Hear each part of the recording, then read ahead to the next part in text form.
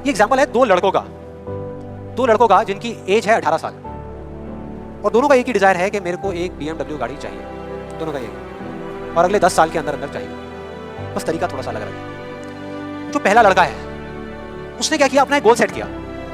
उसने एक अपनी डायरी में लिख दिया, पोस्टर्स ला करके उस गाड़ी के अपने घर में लगा दिए जगह जगह पर। 24 घंटे उस गाड़ी के बारे में सोचने लग गया कि ये गाड़ी मुझे चाहिए चाहिए चाहिए। रोज रात को बैठ करके फील करता कि मेरे को गाड़ी मिल गई है, आवाजें निकालता जू जू जू ये वो, और करते करते ब्रेक मार रहा है, ये कर रहा है वो कर रहा है। एक्चुअल में नहीं मिली है, इमेजिन कर रहा है, फील करने की कोशिश कर रहा है, उस गाड़ी को एक्सपीरियंस करने की कोशिश कर रहा है, क्योंकि ऐसा बहुत बुक्स में लिखा हुआ है। लॉ ऑफ अट्रैक्शन में भी यही बताया गया है। यस और नो? अब इसको करने से क्या हो रहा था, पहले उसकी सिर्फ एक विश थी, एक चाह थी कि हाँ मेरे को ये गाड़ी मिल जाए, नहीं भी मिले तो कोई फर्क नहीं पड़ता, लेकिन अब उसका वो बर्निंग डिजायर बन गया। अब उसको गाड़ी हर हालत में चाहिए ही चाहिए अगले 10 साल। अब आप में से कुछ लोग सोच रहे हो, आप में से कितने लोगों ने मेरा इल्यूजन टू रियलिटी वाला सेशन देखा है? आप सोच रहे हो यार आपने इल्यूजन टू रियलिटी में तो यही बात करी है और आप खुद ही उसके अगेंस्ट बोल रहे हो। लग रहा है कुछ लोगों को, लग रहा है ऐसा लग रहा है? देखो मैंने क्या कहा था आपको अभी थोड़ी देर पहले कि विश्वास और अंधविश्वास में सिर्फ एक पतली सी लाइन का फर्क होता है, इधर कुछ और इधर कुछ और। अगर आप ध्यान से मेरी जितनी भी वीडियोस देखोगे, आज तक मैंने जो कुछ भी कहा उसको देखोगे, तो मैंने किस चीज के बारे में बात करी है? किसी चीज को हासिल करने के बारे में, गाड़ियों के बारे में, पैसे के बारे में, बंगले के बारे में, या किसी काम पे फोकस करने के बारे में? काम पे फोकस करने के बारे में, चीज के बारे में नहीं। मतलब इस टेक्निक में कोई कमी नहीं है। इस टेक्निक को यूज जो लोग कर रहे हैं 90% वो गलत तरीके से कर रहे हैं, जिस वजह से प्रॉब्लम्स क्रिएट हो रही है। अब दूसरे लड़के की बात करते हैं, उसमें और इसमें क्या फर्क था। दूसरा जो लड़का था उसका भी डिजायर था कि मुझे ये गाड़ी चाहिए, बस एक छोटा सा फर्क था। उसने एक सवाल पूछ लिया अपने आप से, उसने एक सवाल पूछ लिया अपने आप से कि मुझे ये गाड़ी क्यों चाहिए, क्यों चाहिए। अब ये काम ना बड़ा बोरिंग लगता है सुनने में कि यार क्यों चाहिए, ये सोचने की क्या जरूरत है, सीधा गाड़ी लो ना, शॉर्टकट फटाफट। लेकिन नहीं, उसने ऐसा नहीं किया, उसने गलती नहीं करी, उसने पूछ लिया। और जब हम सवाल पूछते हैं तो क्या होता है, जवाब मिलता है, जवाब मिलता है। और उसको मिल गया। जवाब ये था कि मैं ये गाड़ी इसलिए चाहता हूँ क्योंकि मैं अपने फ्रेंड्स को, अपने रिलेटिव्स को, इस पूरी दुनिया को ये प्रूव करना चाहता हूँ कि मैं भी सक्सेसफुल हो सकता हूँ।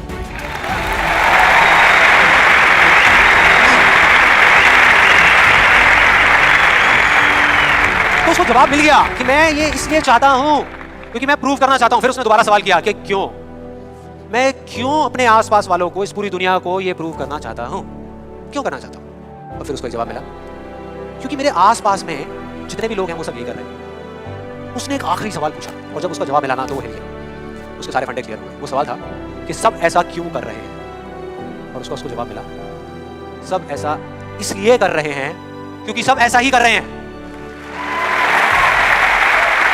बस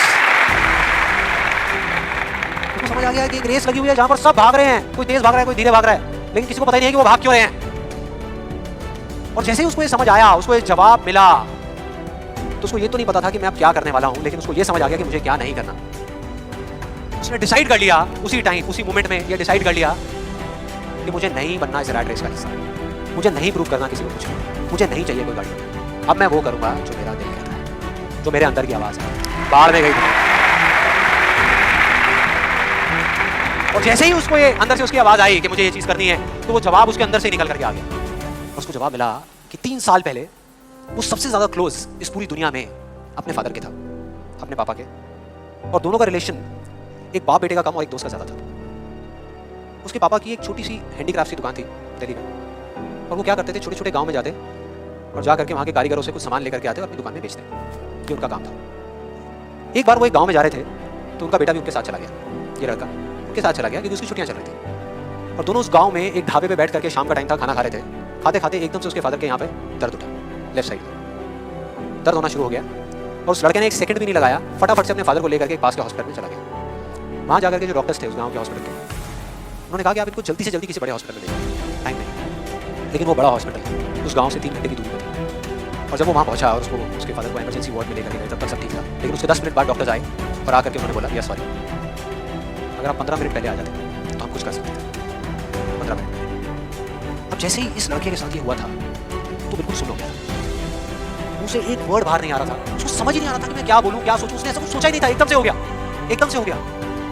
और उसके काफी देर बाद जाकर के, उसके 5-10 मिनट बाद जाकर के उसके अंदर से एक चीख निकली थी, एक अजीब सी बात निकली थी जो उसको उस टाइम पे नहीं समझ आई थी कि ये बड़े डॉक्टर्स बड़े शहरों के बड़े हॉस्पिटल्स में ही क्यों होते हैं, छोटे छोटे गांव में क्यों नहीं होते।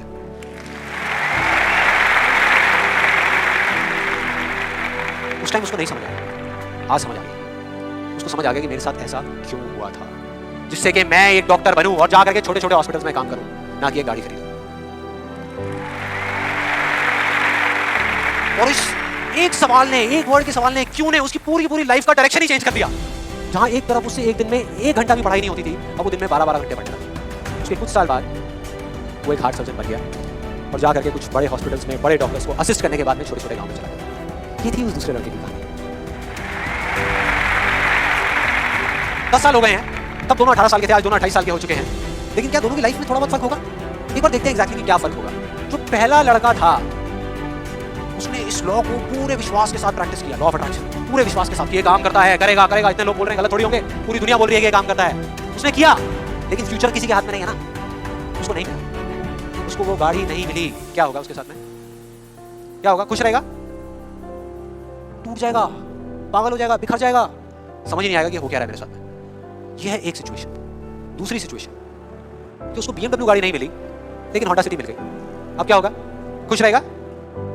रह ही नहीं सकता, रह ही नहीं सकता, क्योंकि ये गोल सेटिंग करके और ये सब करके उसने अपने डिजायर को बढ़ा लिया, अपने अंधविश्वास को इतना बढ़ा लिया कि अब उसको वही गाड़ी चाहिए और किसी गाड़ी से उसका काम ही नहीं चलने वाला। जबकि अगर दूसरे एंगल से देखा जाए तो एक 28 साल के लड़के के लिए जो मिडिल क्लास बैकग्राउंड से बिलोंग करता है, अपने पैसों की होंडा सिटी गाड़ी खरीदना भी बहुत बड़ी बात होती है, बहुत बड़ी बात होती है। अब तीसरी सिचुएशन ये बहुत इंटरेस्टिंग है। मान लो 10 साल में एक चमत्कार हुआ, इसने कई तरह के काम करे और उसको BMW गाड़ी मिल गई। अब क्या होगा? खुश रहेगा? सेटिस्फाइड हो जाएगा अपनी लाइफ से, बैठ जाएगा आराम से, हाँ मिल गई, यही तो चाहिए था, मिल गई, हो गया काम, लाइफ बढ़िया हो जाएगी उसकी। उसका लालच और बढ़ जाएगा, उसका अंधविश्वास और बढ़ जाएगा। वो कहेगा कि अगर इस लॉ ऑफ अट्रैक्शन को प्रैक्टिस करके मुझे 10 साल में ये गाड़ी मिल सकती है तो अगले 5 साल में कितना बड़ा घर क्यों नहीं मिल सकता? कैसा नो? मतलब कि उसको सब कुछ मिल चुका होगा लेकिन वो उसको छोड़ करके फ्यूचर के अंदर किसी और चीज को पकड़ लेगा। सब कुछ होने के बाद भी वो फ्यूचर में जिएगा और उसकी हालत बिल्कुल एक ऐसे खरगोश की जैसी हो जाएगी जिसके सर के सामने किसी ने डंडा लगा करके गाजर को टांग दिया।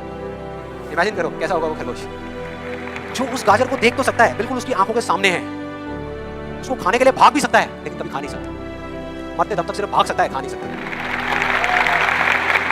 क्योंकि उसकी जो खुशी है उस काम में नहीं है जो वो काम कर रहा है, किसी चीज में है, बाहर है, उसके अंदर नहीं है। अब देखते हैं दूसरे लड़के को, ये बहुत इंटरेस्टिंग है कि इस दूसरे लड़के का क्या होगा।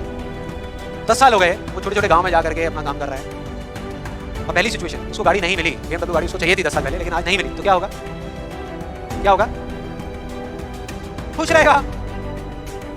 उसकी खुशी किसी गाड़ी में नहीं है, किसी चीज में नहीं है, उसके काम में है। कल जो मिलने वाला है उसमें नहीं है, आज जो वो कर रहा है उसमें है।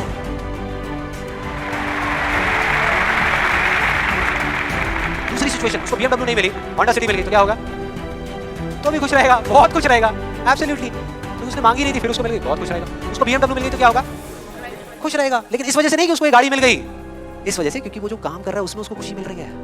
और एक सबसे बड़ा फर्क पता है क्या है यहाँ पर इन दोनों के अंदर? सबसे बड़ा फर्क अगर आप ध्यान से देखोगे, ये जो दूसरा लड़का है अगर इसको गाड़ी मिल गई जो डॉक्टर है और छिन गई 1 साल बाद, तो क्या होगा? तब भी खुश रहेगा। लेकिन जो पहला है उसका क्या होगा? अरे वो सिर्फ डर में जिएगा, वो सिर्फ डर में जिएगा, जो है उसको खोने का डर, जो मैं चाहता हूं उसके ना मिलने का डर, 24 घंटे सिर्फ डर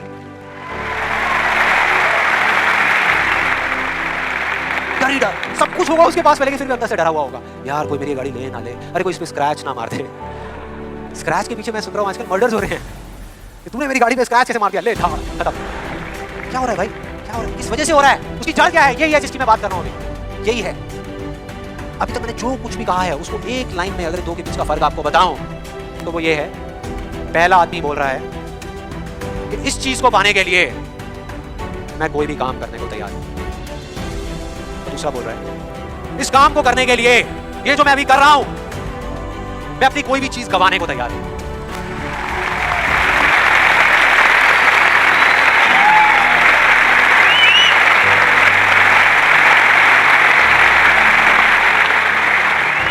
एक की जिंदगी का मकसद है तो पहला है पाना, हासिल करना, उस चीज पे कब्जा करना किसी भी तरीके से, बस वो चीज मेरे हाथ में आ जाए।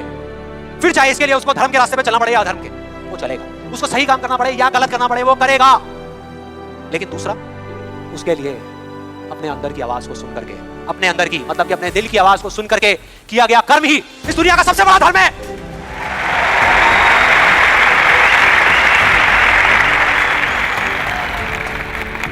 बस यही एक मकसद है उसकी जिंदगी का, अंदर की आवाज को सुनते जाओ, चलते जाओ, सुनते जाओ, चलते जाओ, जो होगा देखा जाएगा।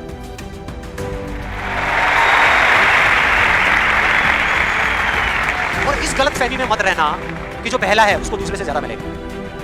ये सोचना नहीं पड़ता। जो पहला है ना उसको चाहे कितना भी मिल जाए, कितनी भी चीजें मिल जाए, कितना भी कुछ हो उसके पास में, लेकिन उसमें और एक भिखारी में कोई फर्क नहीं है।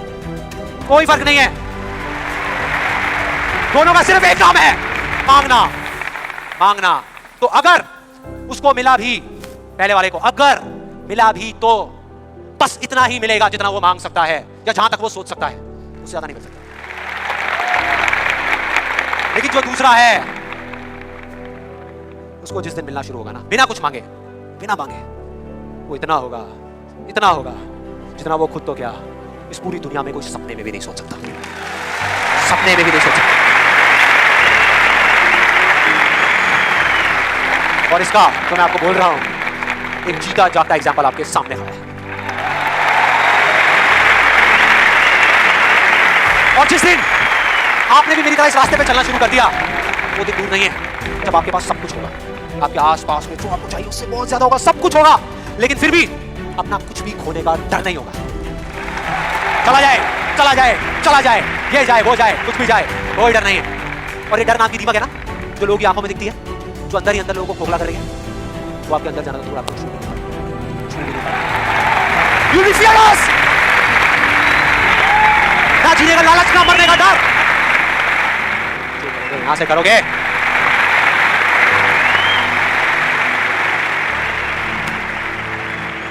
तो फिर चाहे आपके रास्ते में एक मुश्किल आए या हजार आए, कोई फर्क नहीं पड़ता। चाहे एक आदमी आकर के आपको रोकने की कोशिश करे या 1 लाख लोग आकर के आपके सामने खड़े हो जाएं, अरे आपको रोकना तो दूर, किसी में इतना दम भी नहीं होगा कि वो आपको हिला भी सके।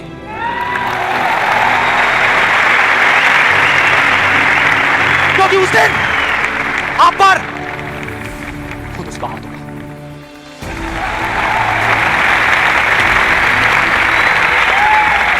और फिर अगर आप चाहोगे तो भी अपने आप को आगे बढ़ने से नहीं रोक पाओगे। You'll be unstoppable! You will be unstoppable!